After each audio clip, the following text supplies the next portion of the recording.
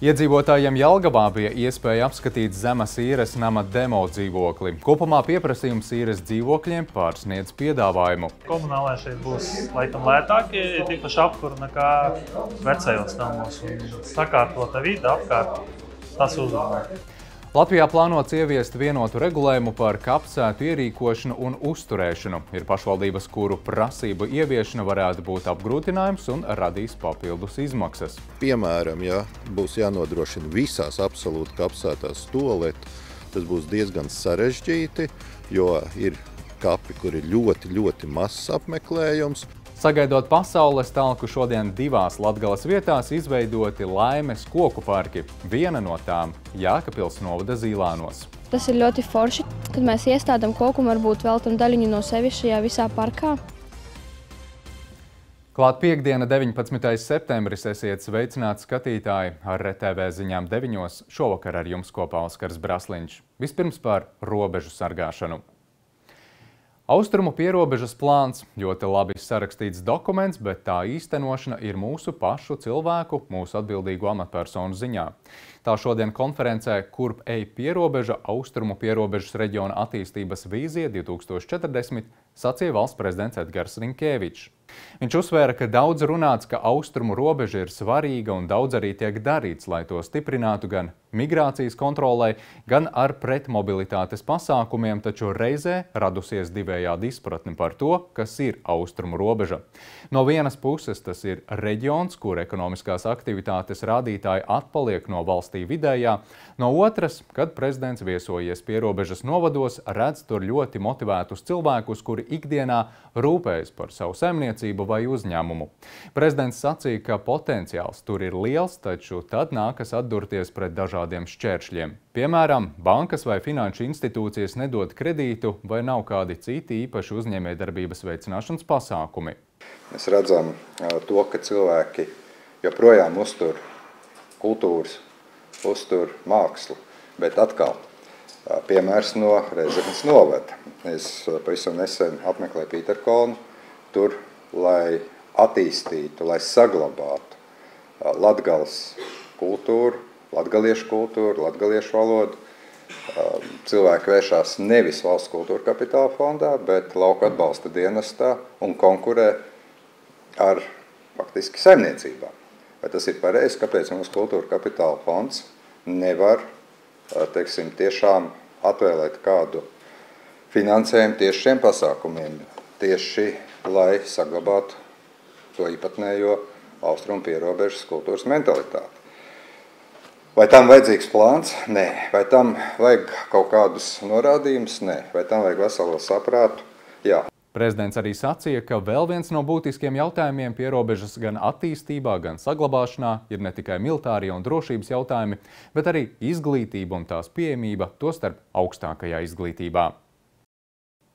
Un nu par citām norisēm Latvijā. Jelgavā šoruden eksploatācijā nodos pirmo zemes īres namu.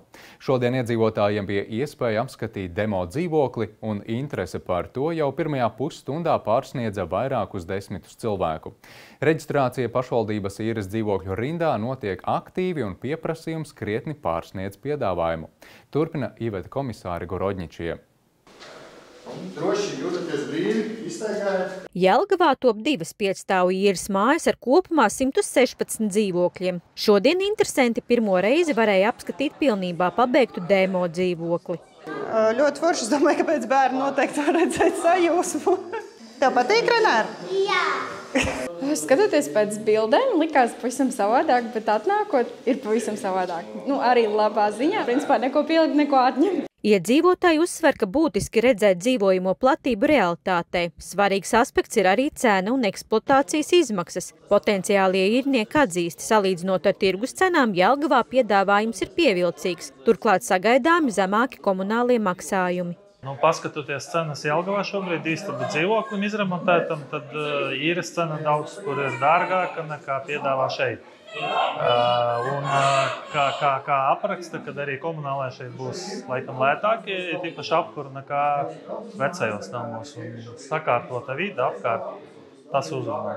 Pašvaldība atzīst, pieprasījums pēc jaunajiem dzīvokļiem krietni pārsniedz piedāvājumu. Pirmajā namā pieejami būs 58 dzīvokļi, bet pieteikušies jau vairāk nekā 100 interesentu. Dzīvokļu rindā noteikta prioritāte. Vispirms priekšroka paredzēta kvalificētiem speciālistiem un daudz bērnu ģimenēm. Uz šajā rindā kvalificētiem speciālistiem ir aptuveni 25–27 jau interesanti. Tālāk mums ir rindas kārtībā daudz bērnu ģimenes, 3 plus bērni, tātad kopumā arī runājam par pieprasījumu, ap 20 ir reģistrējušies šajā rindā.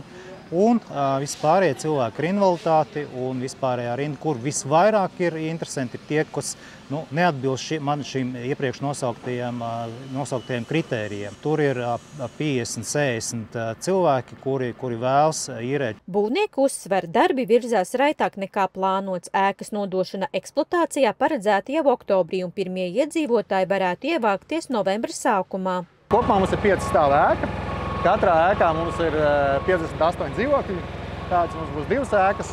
Mēs esam sadalījuši dzīvokļus, lai vidējā dzīvokļa kvadratūra būtu ne mazākā 52,4 kvadrātmetri. Īres līgumi paredzēti no 5 līdz 10 gadiem ar automātisku pagarinājumu. Īres maksa 6 eiro kvadrātmetrā, plus apsaimniekošanas izdevumi ap 1 eiro kvadrātmetrā.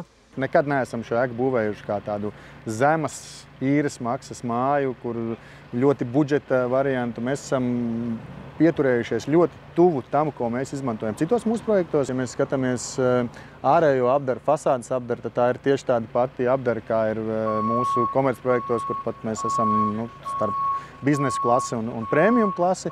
Ja mēs runājam par interjeru apdari, tad arī tieši tās pašas. Īres līgumus plānots slēgt jau oktobra beigās. Nākamā gada pavasarī eksploatācijā nodos arī 2. māju, bet blakus teritorijā iecerēts sākt vēl 2 īres namu būvniecību. Iveta komisāre Gorodņičī, Mikus Andersons, Zemgales reģionālā televīzija, speciāli RTV.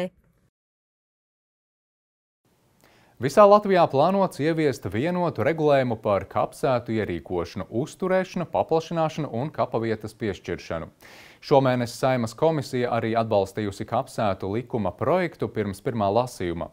Pašvaldībās viedokļi ir dažādi. Kādas vienotās prasības būtiski neskars, bet ir tādas, kurām tās radīs papildu izmaksas. Kā to vērtē Kurzemē, interesējās Margarita Volkova no TV Kurzemē. Saeimā sākts diskusijas par vienotu regulējumu kapsētu apsaimniekošanā, lai visās pašvaldībās noteiktu vienādas prasības. Tā, piemēram, plānots, ka visās kapsētās būs jānodrošina gan ūdens ņemšanas vietas, atkritumu šķirošanas punkti un labierīcības. Liepājā kopumā ir 6 kapsētas, un kapsētu pārvalde stāsta, ka plānotais vienotais regulējums būtiski neietekmēs. Liepājā būtiski nekādas izmaiņas, kas jau ir šobrīd mūsu saistošos noteikumos paredzētas šajā jaunajā likuma projektā nav. Bet es paredzu, ka problēmas varētu rasties novadiem, kur šīs kapsētas ir daudz vairāk. Šis noteikums, kas paredz, ka katrā kapsētā ir jābūt toaletei, ūdens ņemšanas vietai, tas varētu radīt finansiālo slogu pašvaldībām. Dienvidkurzemes novadā ir 205 kapsētas, un pašvaldībā uzsver, ka toalešu ierīkošana katrā no tām būtu apgrūtinājums. Daudz elastīgāk bija, ka mēs paši varējām izdot saistošos noteikumus, ņemot vērā praktisko situāciju. Kā piemēram, ja būs jānodrošina visās absolūti kapsētās toaleti, tas būs diezgan sarežģīti, jo ir kapi, kur ir ļoti mazs apmeklējums, kā rezultātā tie sanitārie apstākļi diez vai arī būs atbilstoši. Bet lielajās kapsētās, ja tā varētu teikt, mums ir gan ūdens nodrošināts, gan arī toaletes nodrošināts, un viņas ir arī digitalizētas. Plānots, ka visas kapsētas Latvijā vajadzēs digitalizēt. Šobrīd Dienvidkurzemes novadā digitalizētas 46 no 205. Pašvaldībā norāda, ka tas viss kopumā radīs papildu finansiālu slogu. Latvijas Lielo pilsētu asociācijas izpilddirektors Normunds Audžis uzskata, ka vienots regulējums palīdzēs nodrošināt kārtību, vienlaikus piekrīt, ka ir būtisks atšķirības starp pašvaldībām. Likuma projekts ir uzsācis savu gaitu. Viņš tika izskatīts sākt skatīts jau 23. gadā, tad kaut kur tika iebremzēts. Bet tagad kopumā ir ļoti labi, komisija ir izskatījusi un iedevusi uz pirmo lasījumu. Jo šis likuma projekts palīdzēs pašvaldībām noteikti ieregulēt tās lietas un darbus veicamos, kas varbūt nebija ietverti saistošajos noteikumos, jo katra pašvaldība iepriekš vadījās pēc saistošajiem noteikumiem, ko katra doma bija pieņēmusi, un viņi dažkārt bija atšķirīgi. Tas arī noteikti iedzīvotājiem radīja, kaut kādas neērtības vai problemātikas dažādu. Latvijā ir vairāk nekā 2600 kapsētu. Plānots arī, ka visām kapsētām būs jābūt ar skaidru tās nosaukuma zīmi, būs jābūt arī schēmai, kur norādīts ūdens ņemšanas vietas, atkritumu konteineri un cita svarīga informācija, lai apmeklētāji varētu viegli orientēties. Margarita Volkova, Dāvids Birulis, TV Kurzeme, speciāli RTV. Nodrošinot vienota regulējuma ieviešanu ar likuma spēkā stāšanās brīdi spēku zaudēs pašvaldību saistījošie noteikumi par pašvaldību kapsētu izmantošanu.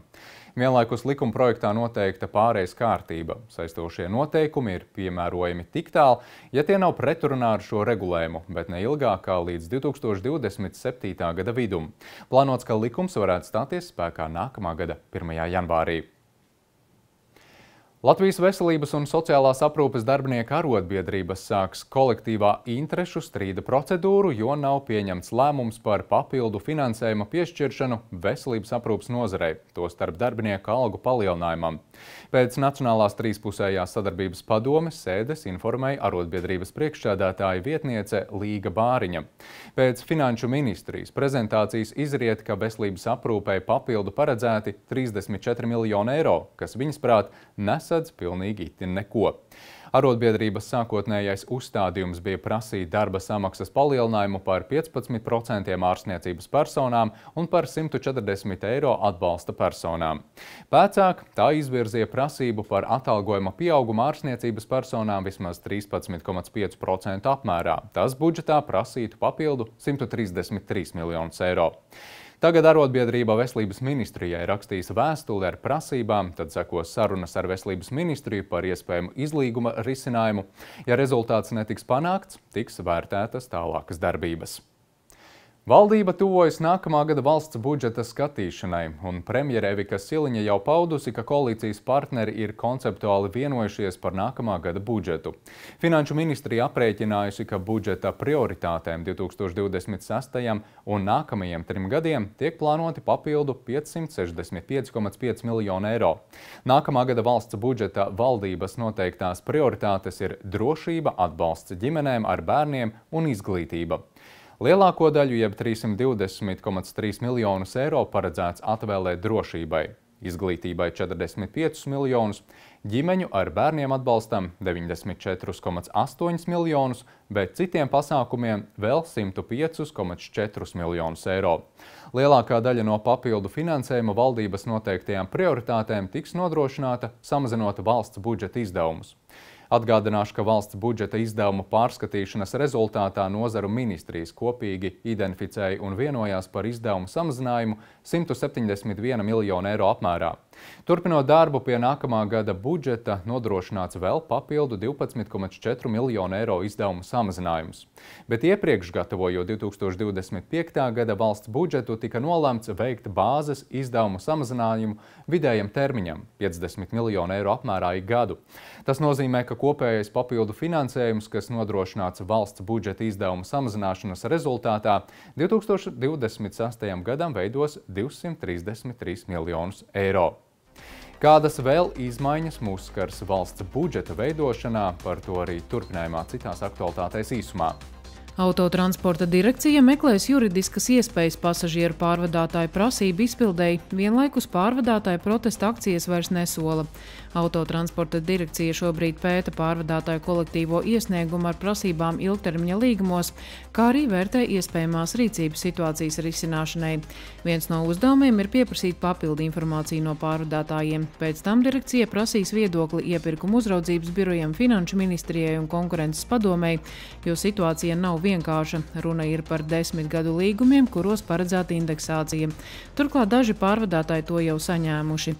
Jāatgādina, ka šonedēļ otrdien vairāki pasažieru pārvadātāji rīkoja protesta akciju 1 stundu bez sabiedriskā transporta, kuras laikā kopumā tika ietekmēta aptuveni 165 reģionālo autobusu reisi un līdz 5000 pasažieru. Pievienotās vērtības nodokli maizei, pienam, olām un svaigai mājputnu gaļai pilotprojekta veidā plānot samazināt no nākamā gada 1. jūlija līdz aiznākamā gada vidum. Šiem produktiem tiks piemērot samazinātā 12% PVN likme. Standarta likme ir 21%. Finanšu ministrijas informatīvajā ziņojumā valdībai teikts, ka šīs izmaiņas nākamgad samazinās valsts budžeta ieņēmumus par 15 miljoniem eiro, bet 2027. gadā par 16,4 miljoniem eiro. Zaļo un Zemnieku savienības Saeimas frakcijas vadītājs Harijs Rokpelnis iepriekš paudis, ka Saeimā turpināsies diskusijas par iespēju PVN pazemināto likmi noteikt arī cūgaļai. Diškoki Latvijā ir aizsargājami un to nociršanai nepieciešama dabas aizsardzības pārvaldes atļauja. Tomēr pēdējos gados pieredzēti vairāki gadījumi, kad zemes īpašnieki tos iznīcinājuši pretiesiski vai pašvaldības amatpersonas pārkāpušas savas pilnvaras, izsniedzot tiem nelikumīgas ciršanas atļaujas. Dabas aizsardzības pārvalde skaidro, ka šāda nesaskaņot rīcība ir pretlikumīga, par ko iestājas krimināla atbildība. Par vienu diškoku var piemērot zaudējumu atlīdzību no 23 000 eiro līdz pat 81 000 eiro. Pārvaldē arī uzsver, ka diškoki ir unikāli dabas pieminekļi un tos aizsargā normatīvie akti, bet atbildību jeb rūpes par tiem nes zemes īpašnieks, uz kura zemes dižie koki aug. Par zemes īpašnieka pienākumiem vairāk var uzzināt mājaslapā daba.gov.lv sadaļā dabas pieminekļi aizsargājamie koki jeb diškoki.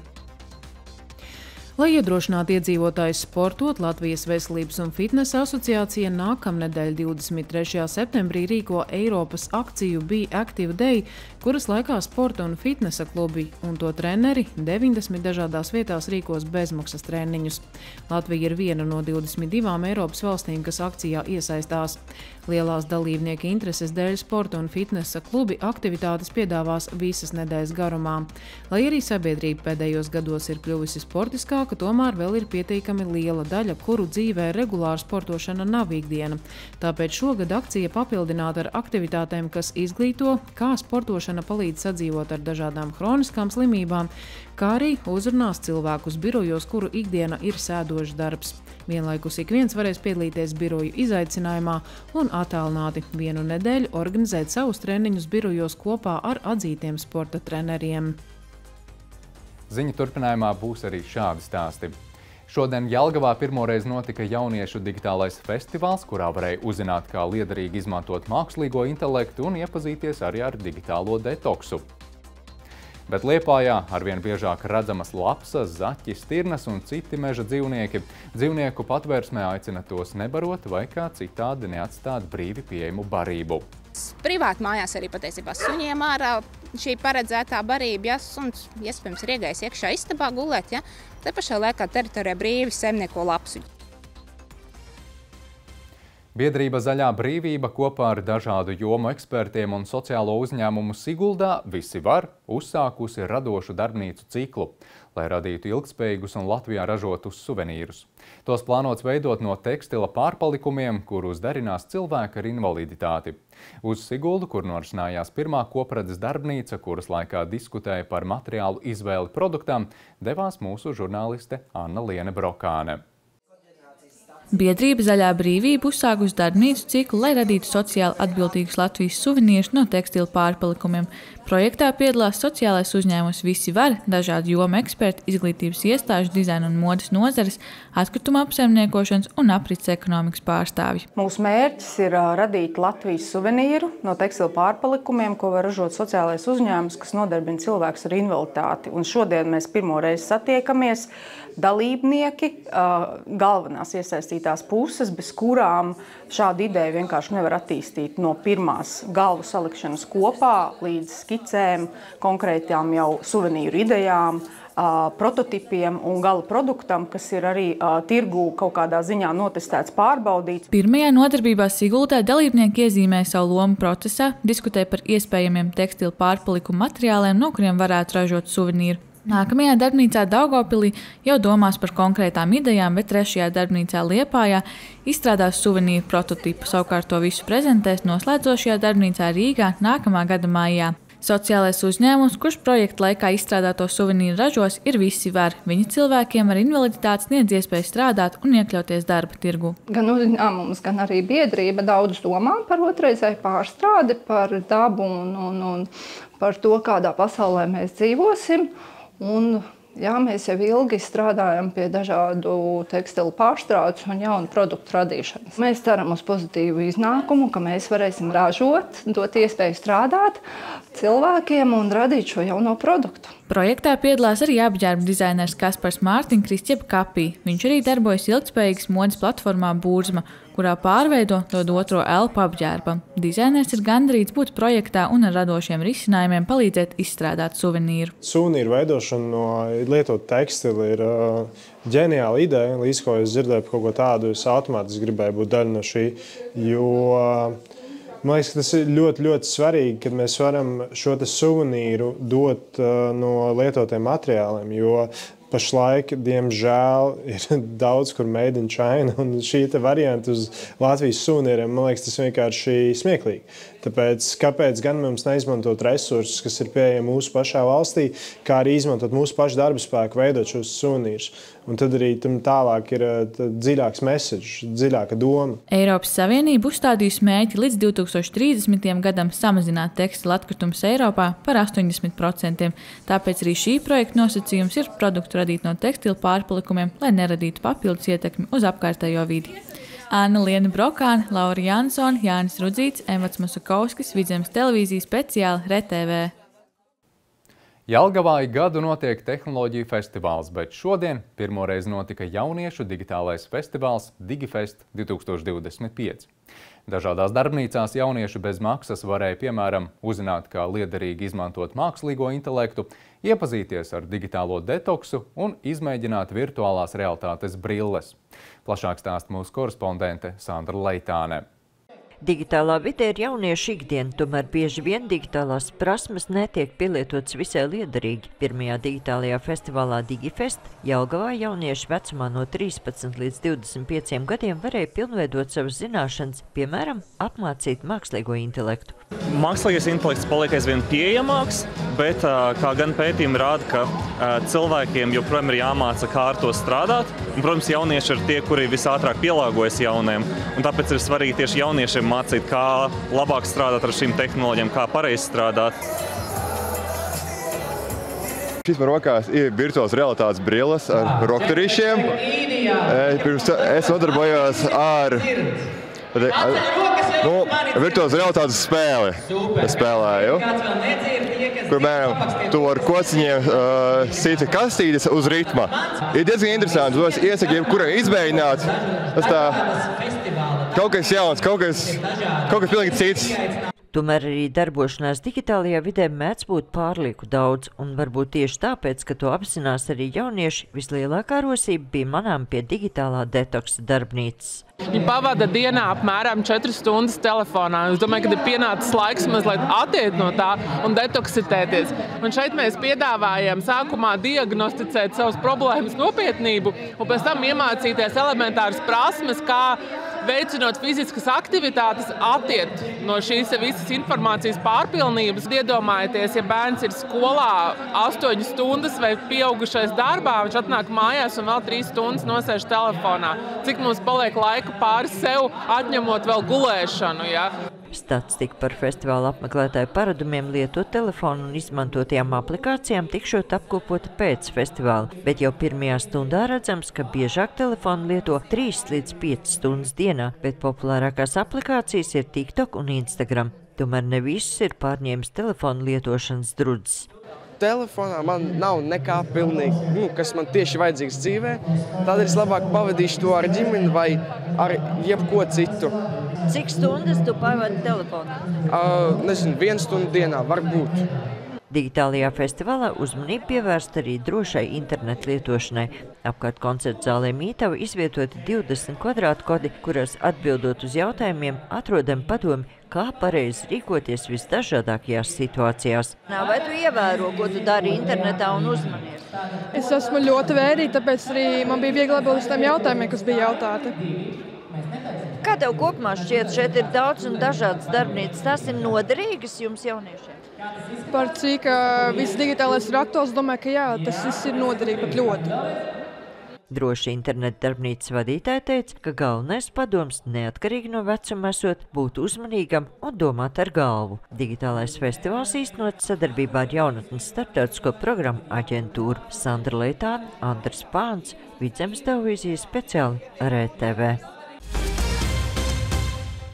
Lapsas, vāveres un citi savvaļas dzīvnieki arvien biežāk manāmi Liepājas pilsētvidē. Iedzīvotāji par tiem bieži ziņo Liepājas dzīvnieku patvērsmei Lauvas sirds, kas atgādina, dzīvnieki šeit ir uz palikšanu un tikai mūsu pašu ziņā ir, vai pilsēta viņiem nekļūst par viegli pieejamas barības vietu. Un plašāk stāsta Alise Horste no TV Kurzeme. Stirnas, zaķi, lapsas, vāveres un citi savvaļas dzīvnieki Liepājā sastopami gandrīz visos mikrorajonos, bet visbiežāk pie jūras un Jūrmalas parkā. Nelija, kura regulāri pastaigājas šajā parkā, stāsta, ka šo dzīvnieku sastapšana vairs nav nekas neparasts. Viņas prāt svarīgi ir ievērot distanci un ļaut dzīvniekiem pašiem dzīvot savu dzīvi, taču reizēm nākas redzēt, ka kāds tiem atstājas kārumus. Es atceros, ka man bija viens no bērniem, kad pludmalē skrēdēja lapsa, un es vērsos gan pie glābējiem, gan es arī uzrakstīju pašvaldības policijai. Bet toreiz, tas bija vairākas gadus atpakaļ, viņi teica, ka viņi neko nevar darīt lietas labā, jo viņi nevar atrast viņu. Nu tā, tik daudz es zinu, bet es zinu, ka vēl joprojām gadi ir pagājuši un lapsa turpina skraidāt. Lapsas, stirnas, zaķus nebarojam. Bet es esmu redzējis, ka cilvēki arī atstāja kāpostus, burkānus te mežiņā pludmalē. Ir ievērots, jā. Vietējie visbiežāk uztraucas par lapsu klātbūtni pilsētā. Liepainiecei Zinaīdai, kura regulāri pastaigājas Jūrmalas parkā ar savu suni Binniju, tās gan vēl nav izdevies sastapt. Vāveres gan esot draudzīgas un redzēts, ka arī tās cilvēki mēdzot pabarot, atzīst, ka arī pati tā dara. Šeit es sastopu vairāk tikai vaverītes, jā, un pēc pabarojam pat ar cepumiņiem. Nu, tas nav pareizi, es saprotu, bet nu kā. Viņa labprāt ņem, un pēc tam nebaidās. Ja Zinaīda sastaptu lapsu, tad no tās gan viņai būtu bail un to nekad nebarotu. Būtu, jā, es tā kā uzmanīgāk, jā, protams, es netuvojotos ar sunīti, jā, jo, nu, nezinu, kas tas ir par dzīvnieku. Varbūt viņam tiešām ir kaut kādas, nu, nepatīkamas domas par manu sunīti. Savvaļas dzīvnieki pilsētā bija, ir un būs, saka patvērsmes Lauvas sirds vadītāja Anna Briede. Problēmas mazināšanai cilvēkiem jānodrošina, lai dzīvniekiem pilsētā nebūtu tik viegli atrast ēdienu, tā veicinot to uzturēšanos dabiskajā vidē. Lai viņi būtu spiesti meklēt to savu parasto ikdienišķo barību ārpus mūsu gružu konteineriem. Ja, tur ir tas stāsts. Atstājam gružu konteinerus atvērtus, atstājam, teiksim, kaķiem paredzētās barības, privāti mājās arī patiesībā suņiem ārā šī paredzētā barība, ja suns iespējams ir iegājis iekšā istabā gulēt, ja, te pašā laikā teritorijā brīvi saimnieko lapsu ģimeni. Ja, un viņi pēdus, un viņi zina, ka tur ir droši, un viss notiekās. Patvērsmes vadītāji arī iesaka sastopot savvaļas dzīvniekus tos vienkārši ignorēt, izņemot gadījumus, kad dzīvnieks ir ievainots un tam nepieciešama palīdzība. Tāda aicinājums vērsties pie speciālistiem. Baiba Salgrāve Buša, Alise Horste, Dāvids Birulis, TV Kurzeme, speciāli RTV. Bet šodien divās Latgales vietās tika izveidoti Laimes koku parki. Iniciatīva, kuru Latvijas talcinieki ieviesa pirms 7 gadiem, pasaules talkas 1. norises gadā. Iepriekš Latvijā tapuši 7 Laimes koku parki un nu pat tapis 8. un 9. Jēkabpils novada Zīlānos un Rēzeknē. Turpina Sandra Paigkalne no Vidusdaugavas televīzijas. Vai bija vārdi, kam bija vārdi, man pašām izstipri vārdi. Ar latviešu spēka dziesmu Jēkabpils novada Zīlānos sākās Laimes koku parka veidošanas pasākums. Spītējot lietum, vienkopus pulcējās izglītības iestāžu audzēkņu un pedagogi, pašvaldības pārstāvji un citi interesanti, lai kopā radītu jaunu vietu mieram un atpūtai. Pasaules talkā Latvija ienāca ar domu, stādīsim nākotnes diškokus. Un Zīlānos tieši šeit būs jau 8. parks. Cipars ir brīnišķīgi skaists, īpaši tad, ja viņš sakrīt uz sāniem, tas simbolizē mūžību. Un es ceru, ka Zīlānos tiešām vismaz kāds no šiem kokiem būs tiešām varbūt pēc 100, pēc 200, 300 gadiem, kura pēnā nāks cilvēki un domās, kā šis koks šeit nonācis. Lielās talkas projekts Zīlānu parkam ir nodrošinājis 20 koku stādus – liepas, kļavas, ābeles, vītolus un sudrabegles. Galvenie koku stādītāji bija Jēkabpils novada skolēni un pedagogi. Tas ir ļoti forši, kad mēs iestādām koku un varbūt veltam daļiņu no sevis šajā visā parkā. Pirmo reizi kaut ko tādu dari? Jā, gribēšu paskatīties, kā es iestādīju to koku un kā tas turpmāk izskatīsies. Mūsdienās ļoti daudz izzāģē, izcirš mežus un jā, tas ir forši, ka rūpējas par dabu. Man patīk stādīt kokus un tāda veida darbi, tā kā jā, ļoti patīk. Iepriekš es esmu stādījusi, mājās ābeļdārzu stādījām ar vecākiem. Katrs iestādītais koks, protams, ir atdošana dabai to, ko mēs paņemam, lai dzīvotu, lai mēs visi būtu, protams, pārtikuši un bagāti. Un tāpēc mēs atdodam kaut ko vietā. Un, protams, kā tikai jauki ir, kā to dara īpaši skolēni, bērni. Laimes koku parka izveidē piedalījās arī Jēkabpils bērnu dārza Zvaniņš kolektīvs, kas stādīja 2 īpašas priedes. Mūsu priedītes ir izaudzējuši Zvaniņa bērni no mazām sīkām sēkliņām. Podiņos stādīja, audzēja, laistīja, mērīja, mērījumus pierakstīja. Un pēc tam izstādījām dabā. Izaudzējām pavisam 19 priedītes, pārējās atstājām Zvaniņa teritorijā. Tāpat pasākumā iesaistījās lauku atbalsta dienests, kas dāvāja Laimes koku parkam 5 hortenzijas. Parka izveide ar to vēl nebeidzas. Iedzīvotāji tiek aicināti savos priecīgos brīžos, laimes mirkļos, droši braukt uz Zīlāniem, uz šo Laimes koku parku, izvēlēties vietiņu un iestādīt savam notikumam šo te augu stādu. Viņu gan vajadzētu saskaņot, lai mēs zinām, vai šie koki kopā sadraudzēsies vai nē. Droši var vērsties, mēs atbalstīsim un ierādīsim vietu. Līdz ar kokiem parkā tika iestādītas arī laimīgas emocijas. Par to parūpējās Jēkabpils novada amatiermākslas kolektīvi, kas aicināja klātesošos uz jastrām rotaļām. Sandra Paigļkalne, Kaspars Daņļevičs, Vidusdaugavas televīzija, speciāli RTV.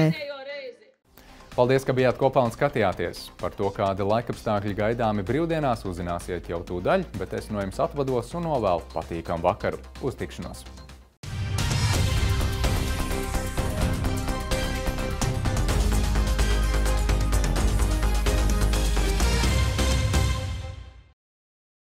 Uzveic nervu sāpes ar Neiromultivit. Sabalansēts un efektīvs B vitamīnu komplekss lielās devās. Stiprini nervus ar Neiromultivit un kusties bez sāpēm. Nakts Latvijā paies ar sausu un daļai mākoņainu laiku, vietām sabiezēs migla un gaisa temperatūra pazemināsies līdz 10–13 grādiem valsts austrumos un 12–15 grādiem valsts rietumos. Pie jūras gaisa temperatūra naktī 15–17 grādi. Dienā pie debesīm daudz mākoņu, taču būtiskus nokrišņus tie nenesīs un diena būs pārsvarā sausa. Pēcpusdienā saule var uzspīdēt caur mākoņiem un tikai pievakarē sākot no Kurzemes debesis var skaidroties. Dienā gaisa temperatūras maksimums 20–21 grāds un tik silts būs pārsvarā valsts centrālajā daļā, citur par pāris grādiem vēsāk. Nakts uz svētdienu būs sausa un gaisa temperatūra valstī robežās starp 13 un 16 grādiem. Arī diena būs sausa un salīdzinoši silta, jo gaisa iesils līdz maksimums 20–23 grādiem. Nākamās nedēļas sākumā Latviju sasniegs jauna nokrišņu zona un pirmdien daudz vietu valstī līs. Gaisa temperatūra dienā 15–19 grādi, Latgales dienvidos līdz 23 grādiem silts. Arī otrdiena pagaidām tiek prognozēta lietaina, šur tur uzspīdēs arī saule, bet kļūs vēsāks, gaisam iesilstot vien līdz 13–16 grādiem.